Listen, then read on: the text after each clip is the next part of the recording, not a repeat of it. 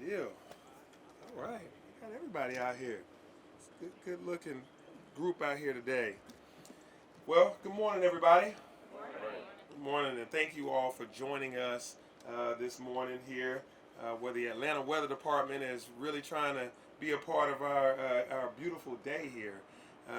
Just like the last few years, as we've entered the summer season, we wanted to join together the Atlanta Police Department under the leadership of Darren Shearbaum and the Atlanta Fire Rescue Department under the leadership of Rod Smith and all of the departments that help be about the public safety of the city of Atlanta. Our E911 director, Desiree Arnold, is here. We also have our chief of corrections, Chief Dancy, is here, as well as senior members of my administration that are all trying to provide the safety that we deserve in the city of Atlanta. And this update is to provide guidance and update you on how we will collectively keep our communities safe over the next few summer months. Chief Shearbaum will speak to what we have dubbed Operation Heatwave, a multi-agency operation that targets offenders in areas in our city most prone to violence. We saw a lot of success with this operation last year, with numerous drug and gun seizures and gang charges against violent repeat offenders last year.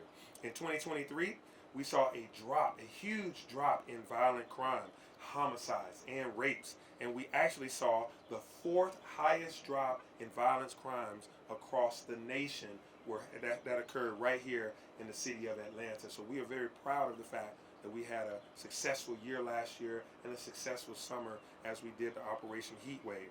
Our collective efforts are getting the results that we were looking for, which is why we are here today together and adding more tools and resources to double down on our efforts. But let me begin by talking a little bit about the events of yesterday. Again, my heart goes out and prayers go out to the family of the victim that lost his life yesterday, as well as those victims that were on that frightful journey on a bus leaving Atlanta, going throughout multiple jurisdictions. I know that was a frightening experience to those individuals, and my heart goes out to them, and my prayers are for them to get some sense of calm in their life as after those events have occurred, and also those individuals that were in the Peachtree Center food court, the hub area, that experienced that unprecedented event of gun violence in our city. And so thankfully all of those individuals are alive, and we've been keeping track on them and talking to them. So but I am both sad and I am angry at individuals that were going about their daily lives, those that were just taking a bus ride home, or those that were there for a lunch or late lunch or having a gathering. They really should not have to suffer that kind of trauma. These are the types of senseless acts of violence that we are trying to prevent here. They hurt families, they hurt businesses, and they hurt our beloved communities. Yesterday's tragic events reflected a breakdown in the criminal justice system and our social structures on multiple levels. I want to address those briefly today and share those things, share some of those things that we've been doing to help stop violent crime. First, both incidents involved convicted felons that happened to have a gun in their possession at the time of the crimes that they were committing. They have no business having guns if they were convicted felons. And most of the violent criminals involved in yesterday's shootings had multiple arrest cycles with the city of Atlanta and other jurisdictions. They've had lengthy records, 11 arrests and 19 arrests for the other. But they were out on the streets of the city of Atlanta, and at the time of their crimes were in possession of a gun. The suspect from the Peachtree Street attack again had 11 cycles of arrest, and the one from the bus incident had 19. We need our courts to be accountable and to make sure that individuals like these should receive the sentencing that they deserve, that reflects the harm and the nature of the violence that they can cause in our communities. The city of Atlanta is working with the courts to be able to continue our Court Watch program and also to make sure that we hold violent criminals accountable. Second, there are too many guns on our streets, plain and simple. Just too many guns in the hands of people. Now let me be clear. I'm not here to argue about Second Amendment rights. I'm here to talk about too many guns in the hands of individuals that are not registered to carry them. I'm talking about guns ending up in the hands of violent criminals, and many of those guns are ended up in incidents as we saw yesterday. The good news is that there are some things that can be done in the city to make a big difference. Across the metro area region, we can be more vigilant about leaving guns in cars unattended. This will help reduce the number of car break-ins, vehicle thefts, and the flow of guns to the streets. In 2023 alone, we had 2,500 guns seized that were reported stolen, I should say, to APD. And more than 1,800 of those were stolen from vehicles. So 2,500 guns were stolen, 1,800 of them were stolen from vehicles. By being responsible about how you leave guns in your car, you can significantly reduce those numbers. Finally, there is a correlation between gun violence and the underlying social issues which impact many people in our city, from mental illness to domestic violence, and the links between gang activity and chronic poverty, school truancy, and a lack of true social and economic mobility. In every one of these, my administration is working to make a difference. We are working and strategically working to make Atlanta one safe city. In 2023, we brought on a new director to the city's resources. Our City of Atlanta's Mayor's Office of Violence Reduction, Marcus Walker, is here, and he's hit the ground running for an integrated, community-based focus on combating violence. He and his team members are doing an outstanding job at getting out in the community, being violence interrupters and community healers. I asked him to coordinate a comprehensive effort to reduce violence, especially with guns. This office works with multiple government agencies as well as nonprofit agencies to build a holistic violence prevention and intervention strategy on domestic violence, gang violence, illegal gun possession, and a host of issues that threaten the safety and security of our community. And in Atlanta, we believe now that every year is the year of the youth. We have our Commissioner of Parks and Recreation here, Commissioner Cutler, and all of our youth-related activities are here to make sure that our young people are having a great summer with our Camp Best Friends. That's have a huge turnout this year already, higher than previous years, to have safe spaces across our city at Promise Center, our Police Athletic League. We also have our Summer Youth Employment Program. Last year we hired 5,000 youth and paid them an average of $17 an hour. Already signed up this year is 6,000 youth. So we're trying to make sure that this is the best place in the nation to raise a child, which is also helping to prevent crime. And finally, we're making sure that our law enforcement officers have the tools and the resources that they need and the training to do their jobs properly, and to keep everyone safe and to keep themselves safe. Despite my administration's holistic approach to addressing some of the root causes of crime, the reality is that there are still people who are going to make the wrong choice and to do the wrong thing. When that happens, the women and men of the Atlanta Police Department and other law enforcement agencies across the metro area are who we can count on to serve and to protect. That's why we're making sure that the Atlanta Police Department, the Atlanta Fire Rescue Department, and all of our emergency responders have the tools and training to do their jobs, both properly and to have safety. The Atlanta Public Safety Training Center is that resource, and it will provide the most progressive training curriculum in the nation, which includes learning and practicing de-escalation skills, our mental health training, anti-bias training, and building relationships with citizens to continue strengthening community trust. Additionally, as you can see, we've upgraded a few things around here, and we will touch on them shortly. But we also have programmatic updates and efforts, including non-policing activities, to ensure residents and businesses enjoy a safe summer. In my State of the City address, I announced that we would have the launch of the CARE Unit, the Community Assistance Responder Unit. Today, I'm pleased to announce the first 6 units will be on the Atlanta streets this weekend. And you can see those vehicles and individuals that are trained to go out there and be a part of that CARE unit behind me here. You'll see 2 of those units. These are unarmed responders, and they are dedicated to promptly addressing non-emergency service calls like directing traffic and non-injury accidents.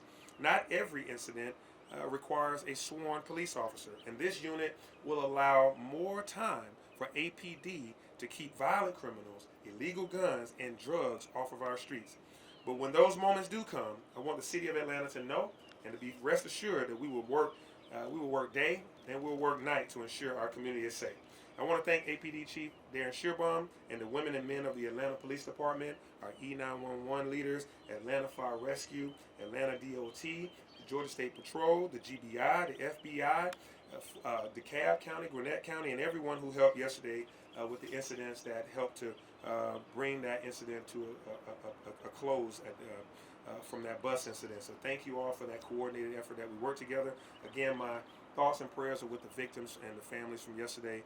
And so now I'll turn it over to Chief Shearbaum, and he can give you the updates on today's proceedings around our summer safety. Thank you, Chief. Thank you, Mr. Mayor. Morning, everyone.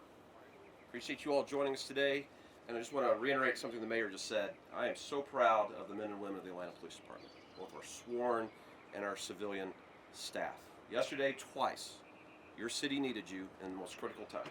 And yesterday, you did not let this city down. In the most dangerous situations that was unfolding in our downtown space, and an unprecedented hostage situation on a bus that spanned multiple jurisdictions, I hope everyone saw what I saw. Your bravery, your dedication, and your commitment. We are so fortunate to have you as part of the Atlanta Police Department, and yesterday again proved your commitment to this city. And I just want to thank you, and Mayor, thank you for your leadership yesterday. I think you were present at the command post the entire time as those incidents played out, and your investment that you've made in salary and equipment and training, you saw firsthand why that matters. And training does matter. So it's the summertime. We all love Atlanta in the summer, and that's why we're gathered here today, because with sun and fun, sometimes people say, hey, it's the summer uptick in crime. And people may want to accept that, but we don't accept that in Atlanta. We're going to continue to have fun right here, and we're going to play out a smart plan as we did last year on how we're going to keep Atlanta safe as we enjoy the city. The mayor mentioned we're seeing a second year of marked reduction around violence crime. Shootings continue to be down, robberies continue to be down, crimes against persons continue down. We want to make sure we keep that trend throughout the summer with a smart plan right here in the city. You're going to see that in multiple ways. First of all, continue to visit our parks. We love our parks right here in the city of Atlanta. When you're out there, you're going to see a few things. You're going to see our horses. They're going to be joining you in those spaces, and you're going to see our bicycle officers. So throughout the summer, you will see our path force out on the belt line.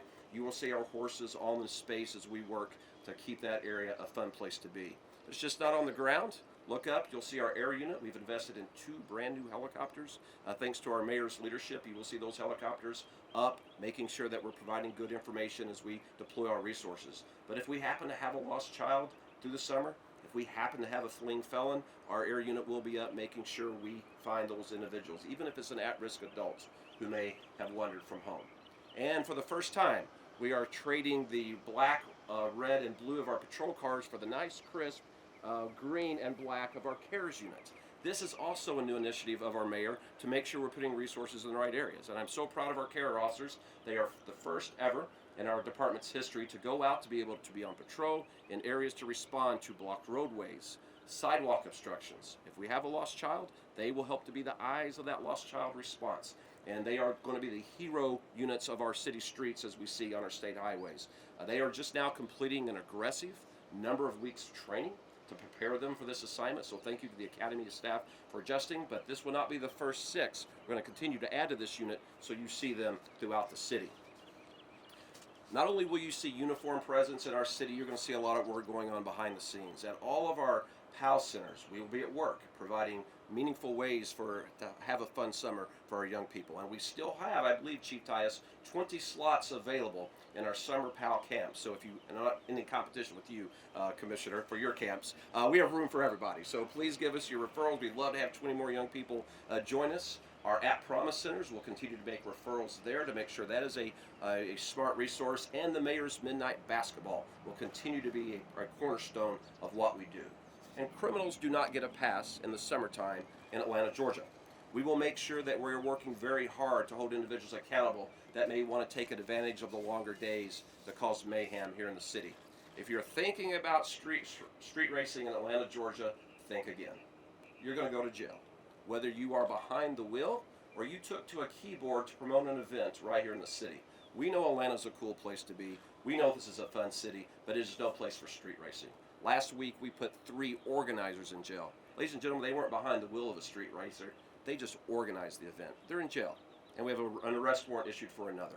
We're going to use all the tools that are available to us, from air units to warrants, with our partnerships to make sure street racing does not happen in our city. We'll continue to use all of our technology to fight that. And gun violence does not get a pass in Atlanta, Georgia either, as our mayor will tell you. Our heat wave initiatives will be at play. We'll be joined by the FBI, the ATF, the Georgia State Patrol, and the Sheriff's Department, and a plethora of state and regional agencies going to places that we know felons are possessing guns, where drug dealing is occurring, and we're going to shut it down to make sure we're contributing to our safe summer. We're going to continue to fight the reduction continue to promote the reduction of auto thefts. You have here clubs that we are passing out at all of our precincts. Reach out to us on social media to get your own club. Do your part to help reduce crime. And if you see something, say something. Call 911, use Crime Stoppers, use 311 to make sure that you are part of the eyes and ears of the city. And register your cameras. We continue to have thousands upon thousands of cameras across the city that are helping us to be an effective, trusted police department. Do your part for a safe summer. Thank you for being part of our city and all of the safety infrastructure. And it is my privilege to turn over to a strong partner in safety of Atlanta, our Fire Chief, Chief Smith. Thank you, Chief.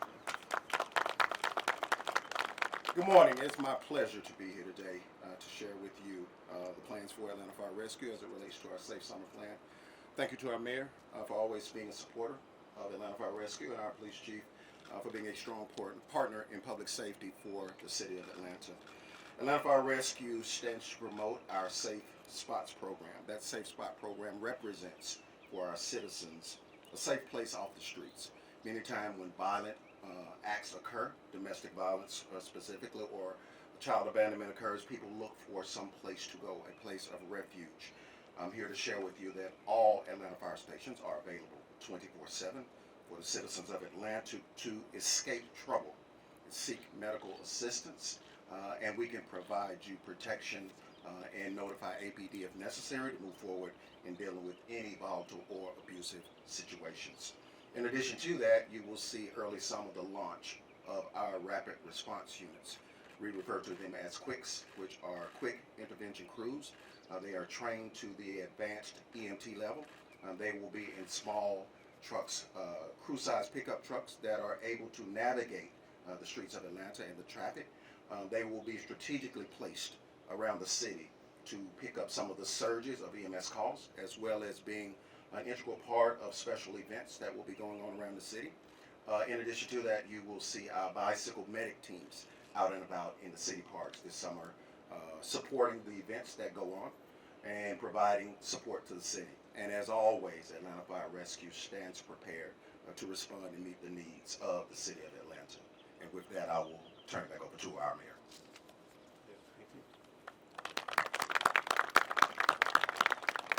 So as you have heard from before an incident ever occurs, our Safe Summer Plan includes parks and recreation, people enjoying themselves. It includes us being out in the community. We have At Promise Centers. We have Police Athletic League. We have Camp Best Friends, midnight basketball. We have summer employment opportunities, things that are non-policing activities. We have cameras as a deterrent. We have license plate readers. We have our care unit. So all of these are things that we're doing that are trying to make sure that everyone is safe.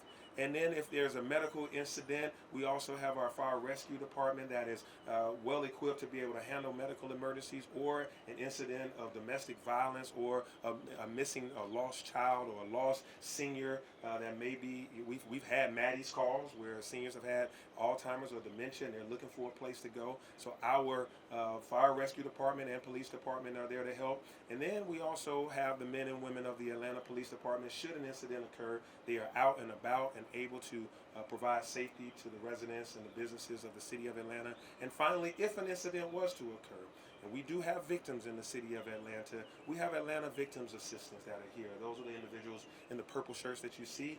We tripled our investment in them this year going into our budget, and we want to continue to work with them as there are individuals that need our help post an incident occurring, to be able to help those family members, to be able to help them with some of their basic needs. So all of this is about our safe summer, but really a lot of it goes beyond summer and it goes into our throughout our year. And our Mayor's Office of Violence Reduction is there working with violence interrupters, working with people that are helping to prevent gang activity and to stop retaliation if an incident were to occur. So that is a combined effort. I'm excited that everyone gets to see the care unit, get to see all of our units out here, and to see so many public servants that have dedicated their lives to community safety. And so with that, I will address anyone with any questions that you may have about summer safety first, and then we'll go to the incidents of yesterday. So we'll start on with Bo Beth and work our way down. Bo Beth. The care unit, can you go into more details on what they will be responding to? I know you said non-emergency, but let's say there's someone with a mental crisis. Is that okay now? Yeah, I'll have Chief. We want to respond on the technical of it. So this was an issue. This was something that we came up with the care unit to be able to respond to non-emergency, non-violent crime issues like traffic incidents, like a car accident, like a missing persons alert, and to also just keep the peace out in the public, to be very readily accessible so that the sworn officers can deal with gangs, illegal guns, and drugs. But Chief, do you want to give some of the specifics about? Okay. Yeah. Yes, ma'am. As the mayor said, this team will be responding to traffic obstructions, sidewalk obstructions.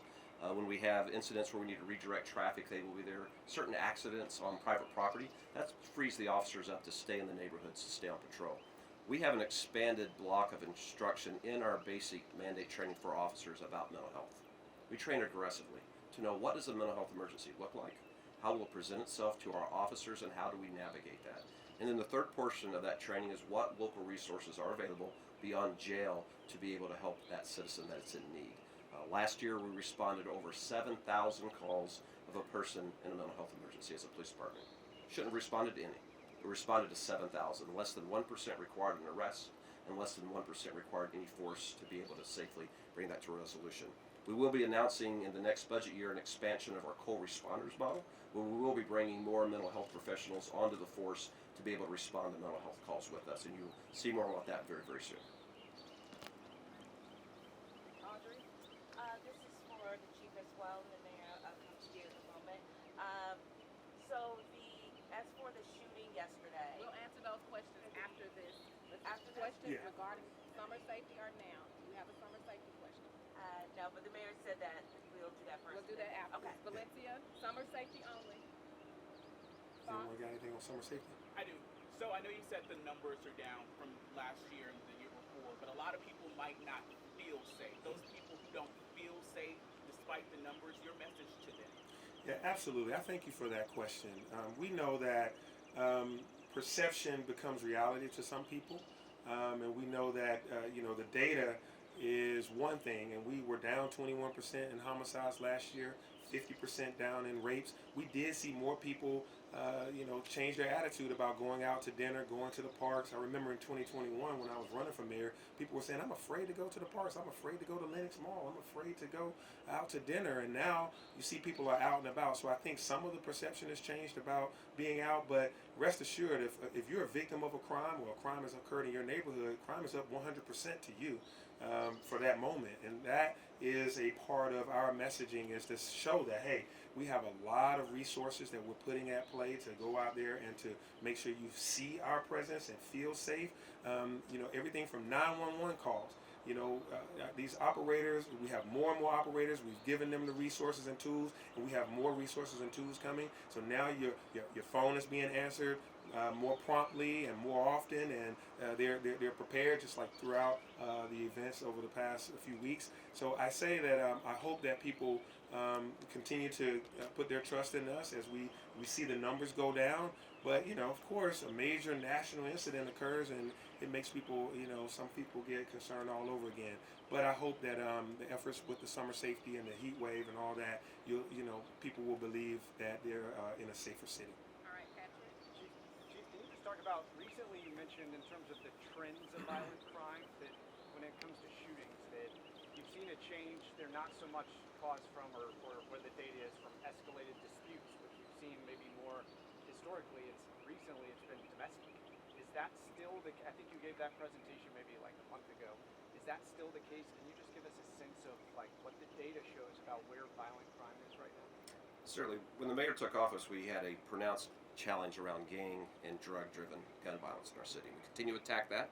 We're going to attack it when it is down. But what we started seeing this year is a change around domestic violence. And we've seen a sharp increase in the number of homicides related to domestic violence. These are individuals in a romantic relationship or a prior romantic relationship, or they may be blood relations that have been in gun violence and stabbing incidents. We're also seeing that in our shootings, and that's why when the mayor has in the very front row of this event our victims witness initiatives and our violence reduction office, that's what we're about. Because we cannot be in every living room and kitchen and backyard. We wouldn't want to live in a society where that's where the police are. We can develop programs through the two organizations I just mentioned to make sure we equip individuals to navigate conflict. Before it was conflict over a parking space and a sandwich, and now we're seeing conflict that was inside homes that is driving a pronounced trend that we didn't see last year. And it is one that we appreciate the assistance of our partners and the mayor's investment in victim witness assistance. That will help us reduce we believe, reduce those incidents. The chief is absolutely correct. His data has shown that domestic violence is a crime that's on the rise. It's a higher percentage than it's been in previous years. So that's romantic relationships, that's roommates, that's individuals that are family. We've seen uncle and nephew gun violence between one another, brother on brother. And so what we're going to do, you're going to hear next week. We've been working on a plan with the Mayor's Office of Violence Reduction and our partners across the city, nonprofit agencies that are committed to bringing down domestic violence. You're going to see us roll out a robust plan related to how to communicate about domestic violence, letting folks know, hey, you may be in a volatile relationship that could end up affecting you and maybe even taking your life. Here are the steps that you can take. So we're going to come out publicly with that next week. We were going to do it this week. The events of this week has made us want to make sure that we give that its ample just due. So next week you will hear us roll out our domestic violence plan. It's going to include things that everybody can do, from the media to celebrities to churches to every institution, things that you can do to help bring about change in this rise in domestic violence. And we've got Reed, and then we'll have Bo Beth, and then we'll switch the conversation. Reed? I have a couple quick questions. When you were talking about domestic violence, what are those numbers? What is the percentage of homicides? I don't have it on me. Do you have it? We can provide them to you. So they're very pronounced in our homicide numbers. We can give you the And percentage. they're online right now. You can go to our stats. And then the other thing I was going to ask about, and I apologize if I missed this, is the CARES unit have they already started? And how many people are in the unit? How many calls have they responded to? If you have Chief, why don't you? Yeah, Sure. you can give Yep. it. I don't want to mess it up. I know, but I ain't the police chief. The police chief can still mess it up. There's 12 in the unit. The first 6 are leaving the classroom training and moving into the field training, so them out on the streets doing their work there. We have another group that's being hired and put in training very shortly. So that's about 18 weeks of training. Is that right, Captain? 18 weeks of training, then they go to field training. They are very well equipped when they go out to the scene to be able to recognize an emergency, assist our citizens in a plethora of critical incidents, provide first aid care, and to be the eyes and the ears of the department. So when you see them on the street, they're in field training, they are responding to actual calls, and they're assisting the citizens. Bo Beth, last question. You guys glossed over the helicopters. That has to be a huge deal, and I'm sure it took some time to get 2 of them. Talk about that effort and why it's important to have it in our city. Absolutely. We're a first-class city that deserves to be protected by first-class first responders. And to be able to have an air unit, and you all have covered stories. I'm looking around at the news stations, I think of all the stories you've covered. You would expect on a critical incident to see an air unit up, providing information back to the command center, giving us eyes and ears of where the crowd may be or where the perpetrator or the lost child may be. So for the mayor to replace 1970 era helicopters with brand new ones is an investment. They can stay up longer, they fly more efficiently, and they're capable to be deployed like incidents that we saw yesterday with the bus. It helps us to be effective, to mitigate an emergency very quickly, and to be able to deploy these resources from protecting the Peachtree Road Race to the Pride Parade. The helicopters are up. A lost child in your neighborhood, the helicopters are up. Or a hijacked bus with 17 hostages on board, the air unit's up. All right, we will now change the conversation. We'll start on this end with the questions related to the events that occurred on yesterday. Reed? Okay. So for the individuals in the Peachtree Center shooting, the people who were injured, are there any changes in their status, their condition, and also can you talk a little bit more about sort of the 3 people who were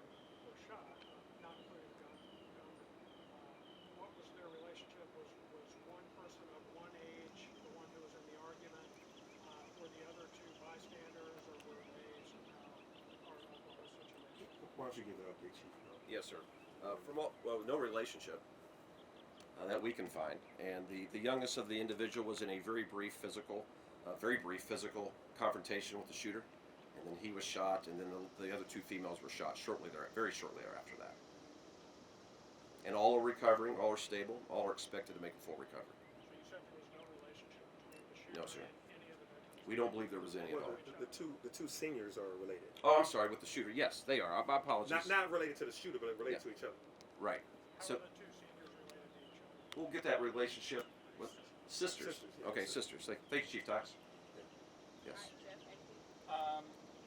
Mr. Greer, the man who is alleged to have gotten on the bus, do you believe he had a gun when he got on the bus, or did he get the gun from someone else? And do you believe he was experiencing some sort of mental health incident? The investigation is still just hours old, sir, but we do believe at this time that he did not enter the bus with a handgun. We believe that there was an altercation on the bus and that the hijacker disarmed a citizen and then used that weapon to injure a passenger and then used that weapon to force the driver to do what we saw him do. And we do believe, and we're not medical professionals, but we do have experience, and we do believe there was likely a mental health emergency playing out at the same time that we had a criminal act occurring in the region. Aaron?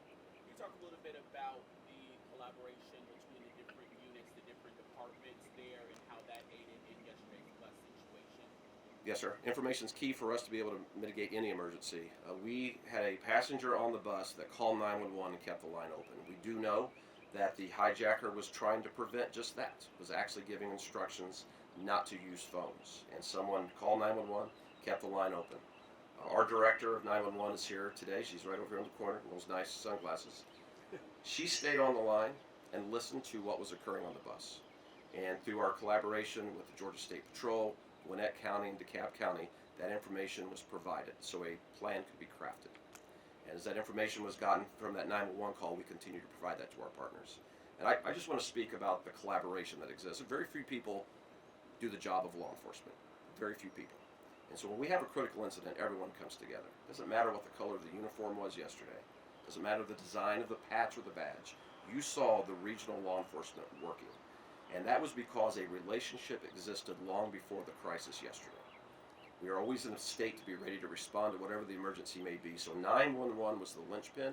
They provided information that by radio and by phone we were passing along to the other agencies, and therefore the officers that were at the most acute moment next to the bus were able to craft a strategy to bring that incident to an end. Brittany and with Lemon?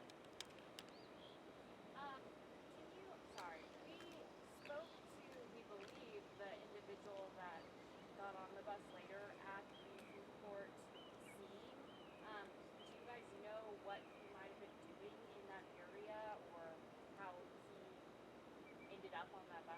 No, ma'am, we don't know that. That may become part of the information. It's very normal to be walking in any city. It's very normal to board transportation. And so our concern is, was he receiving the assistance he needed?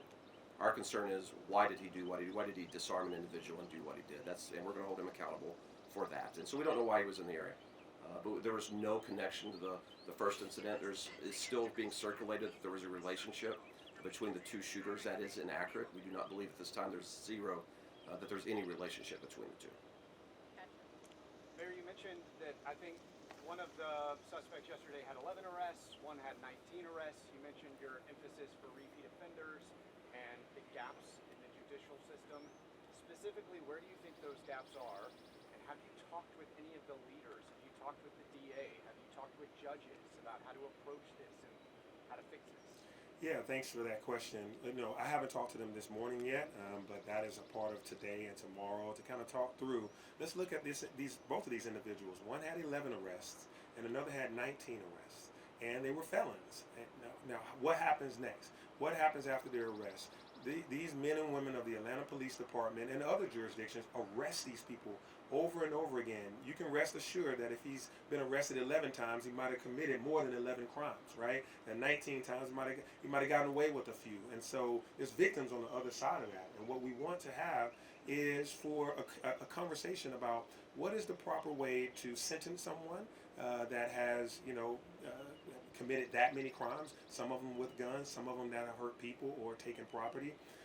And so to go through, let's unwind this and look back at these individuals' history with law enforcement. The other things is, I think mental health is at play. The individual did comment very boldly, I have bipolar, I am bipolar. So y'all don't mess with me in so many words when he was on the bus. So you're talking about an individual who knows that he has a mental health challenge. And so that enters the conversation. How do we as a society deal with individuals that have mental challenges? So the city has resources to do certain things that you see here today. The county is responsible for health, mental health, and well-being of individuals, and health and human services. All those things belong to the county. And so we want to make sure that the county is and the state are doing the things that they need to do related to mental health, physical health, and people's ability to be properly sentenced at their courts. Remember, felony offenses go to the county court, which is they face state charges. So all that is up for us to discuss because we don't want these type of things to happen ever again. Valencia? Audrey? Yes, we spoke with the man who stole the bus at the scene. A couple questions. Do you know if he had any type of connection to the shooter at the food court, because he was acting very erratically just right there at the scene? Chief, you want to answer that? Yes, no connection. We've thoroughly reviewed that. Our partners at the FBI has assisted us in that review. We see zero connection between the two, either an acquaintance or a relationship, Okay. family relationship. And Mayor, thank you. And Mayor, you were talking about mental health earlier. Can you talk a little bit about whether or not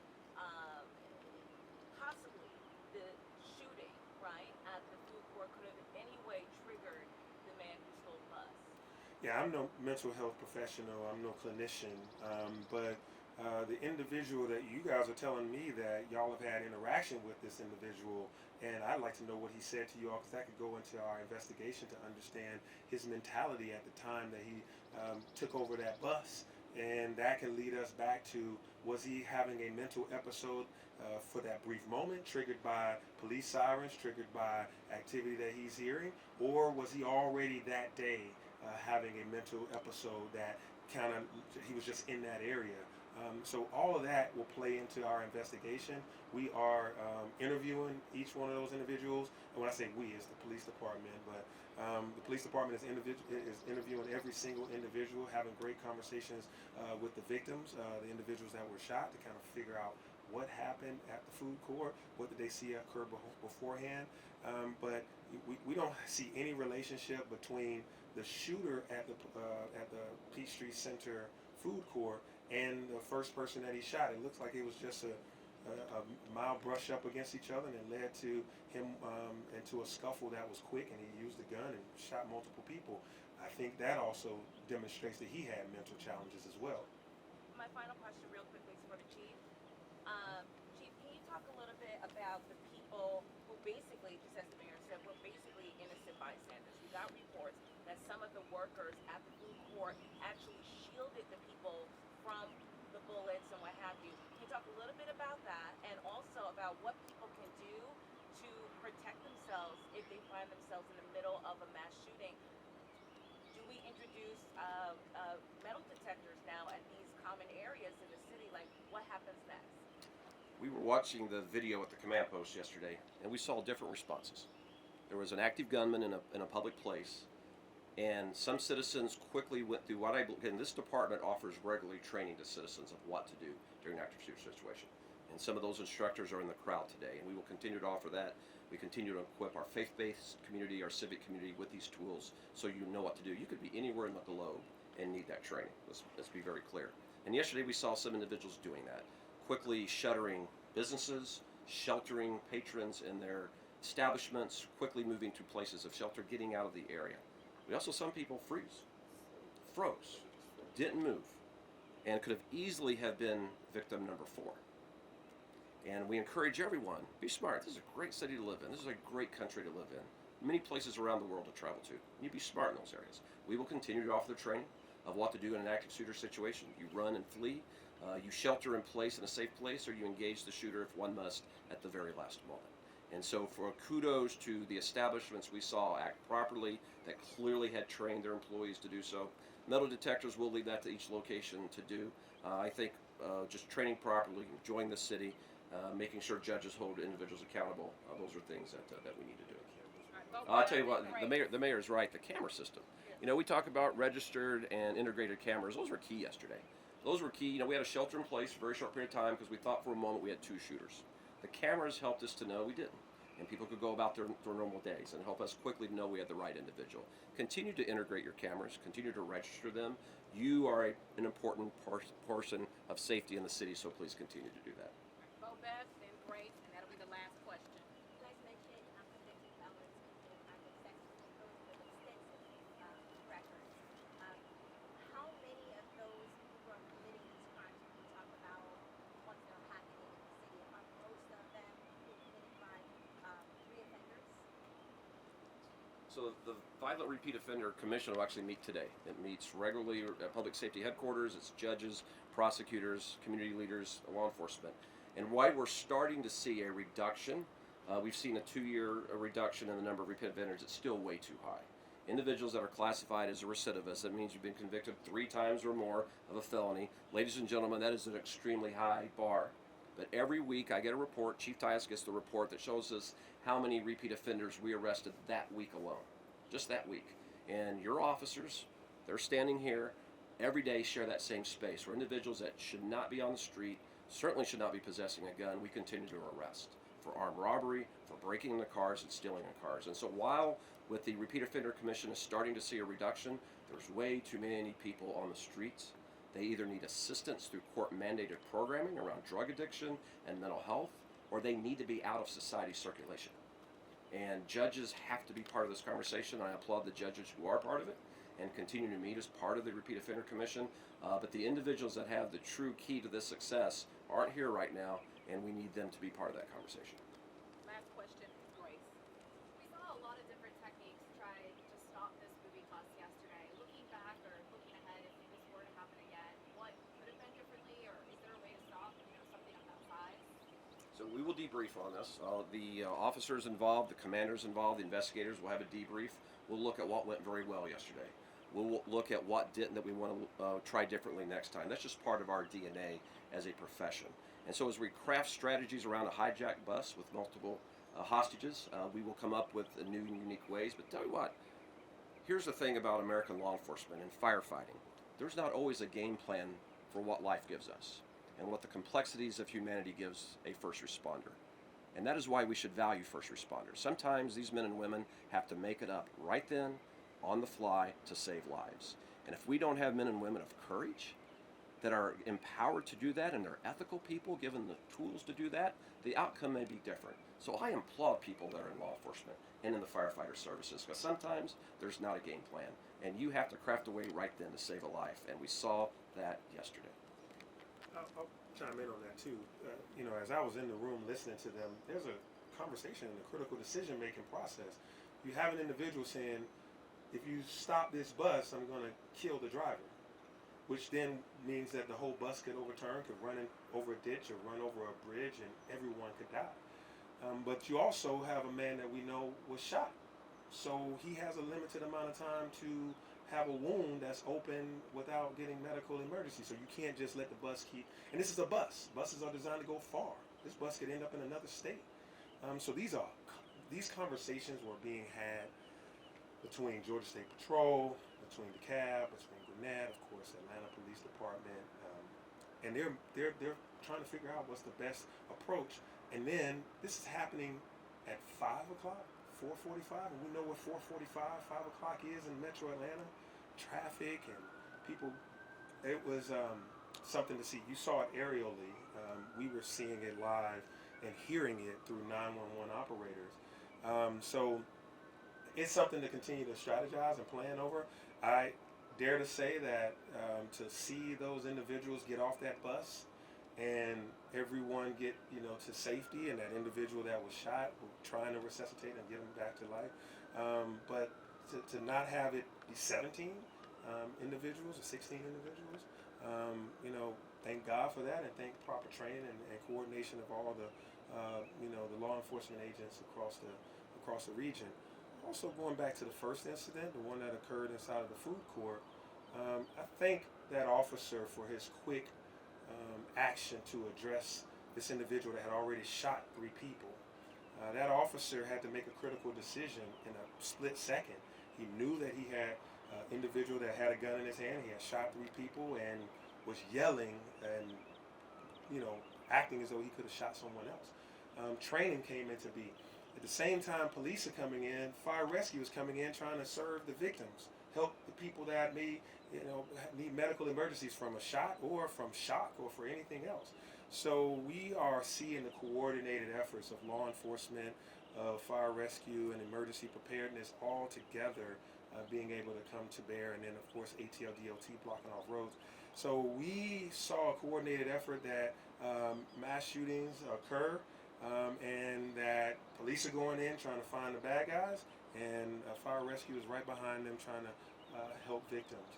Coordination, training, well on display yesterday. Unfortunately, we had incidents that occurred that needed that training, but I'm glad that they were trained to bring it to an end. Thank you all. Thank you. Media, we'll allow you to get real close photos. Allow us to have them exit, and then we'll have you all go over here to get photos and video.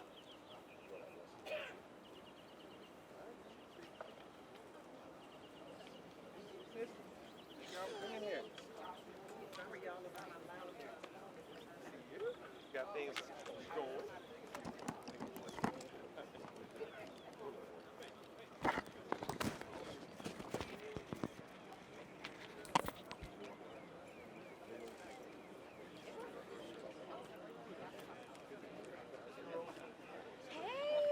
So we never picked that. I know.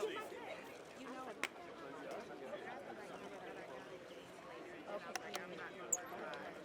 Yes, but let's do it.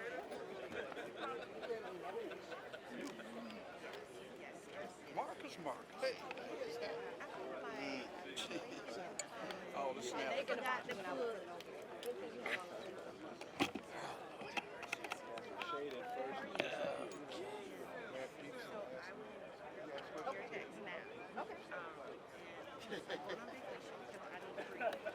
Just for a minute. I'm just taking 3 days, yeah? Yeah? Everybody. We gonna get on the carnival ship because they say it's a fun ship? Yes. Yes? And I'm gonna go home there. I'll leave it there. But I'm gonna come right back. So my daughter and I went to Dubai at the end of the day. You're still looking out. My daughter and I, my daughter's 17. And day 2 of our trip, she said, Mom, she said, I understand. So you trying to make a breakthrough. That's great. Yeah. So my son was like for real, y'all going to Dubai without us? Like, you got to be. That was so good. So I had to find something short and sweet for them. So we're just. That's what you're going to. Just Okay. cruising really But they'll quickly. love